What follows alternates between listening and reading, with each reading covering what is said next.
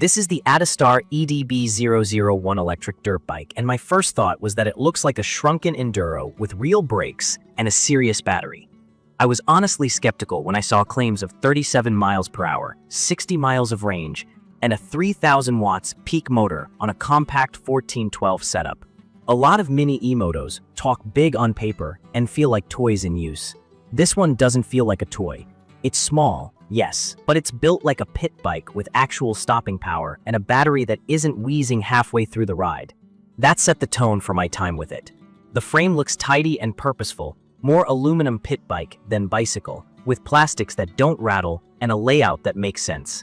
The controls are simple: twist throttle, 2 hydraulic brake levers, a bright screen that shows speed and battery, and a 3-position speed selector. If you're new, speed modes help a lot. Low caps at around 12 miles per hour, medium goes to roughly 17 miles per hour, and high is where it wakes up.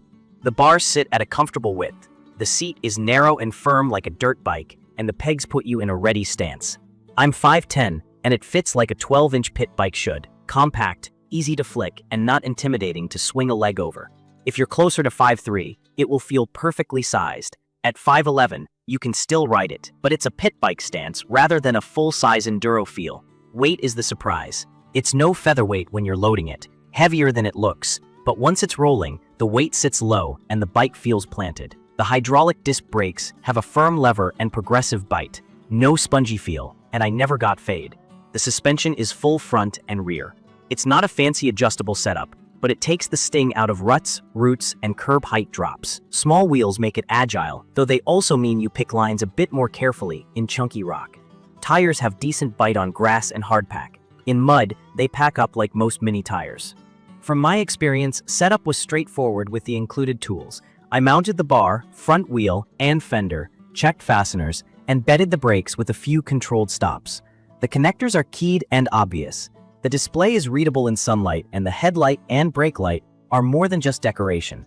They're useful for dusk rides and for being seen in a yard or lot. My first ride was in low mode to get a feel for throttle response. It's smooth and predictable, no jumpy surge at the first twist. Teaching a beginner to manage a throttle is much easier when the first inch of rotation is calm, and this one nails it. Medium mode is where a teen rider will spend time learning timing, balance, and brake control. High mode delivers the fun. The motor's peak rating means short bursts of strong pull in high, and that's exactly what it feels like. Quick out of corners, strong on flat, and it will climb honest hills if you carry momentum. Let me set expectations the way I wish every listing did.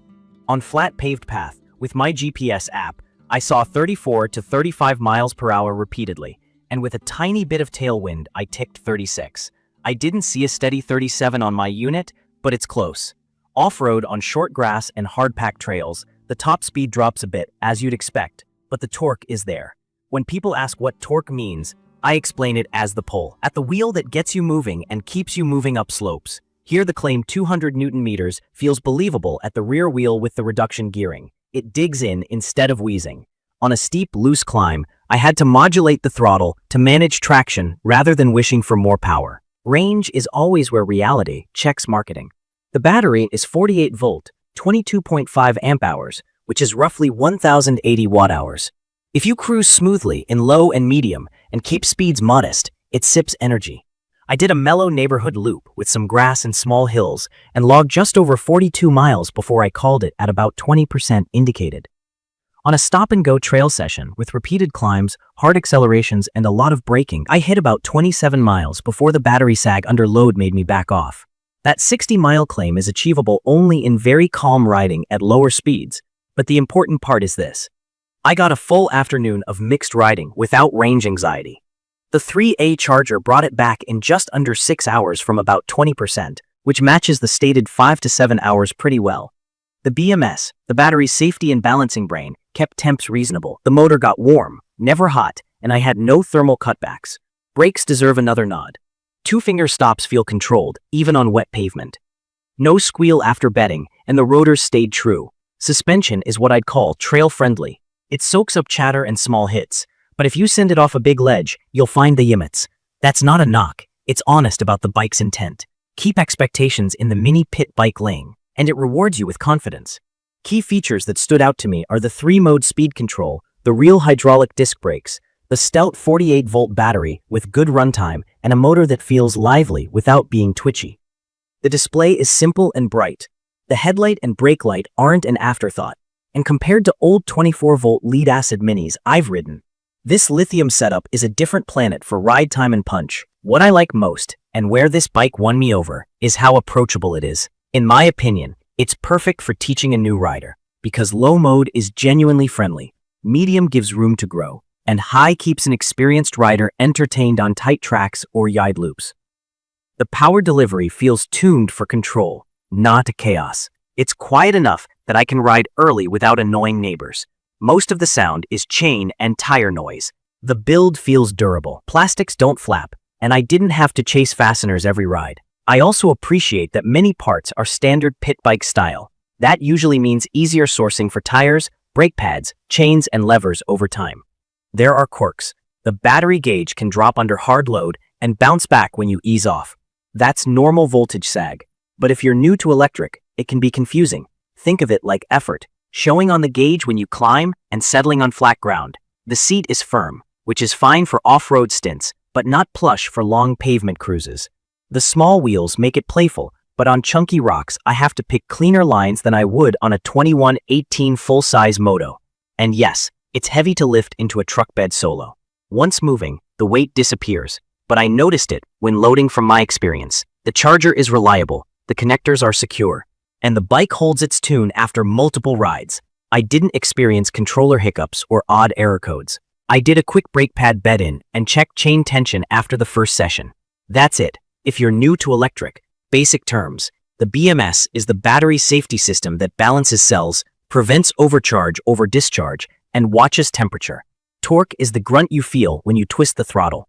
Voltage relates to how hard the system can push. 48 volt is a solid foundation for this size of bike. I'd recommend this for teens 14 plus who are ready for a real off-road feel under supervision, and for adults who want pit bike fun on private property, campgrounds, and mellow trails. It's great for yard tracks, gravel paths, and light trail loops. If you're 6 feet 2 inches and want to hammer whoops or huck jumps, you'll outgrow the chassis. If you need a road-legal commuter, this isn't that. But for short sessions with high miles per minute, it delivers. In conclusion, the ADISTAR EDB001 lives up to most of its promises in a realistic way. It looks the part, rides with confidence, and gives you a full afternoon on a charge if you're thoughtful with speed.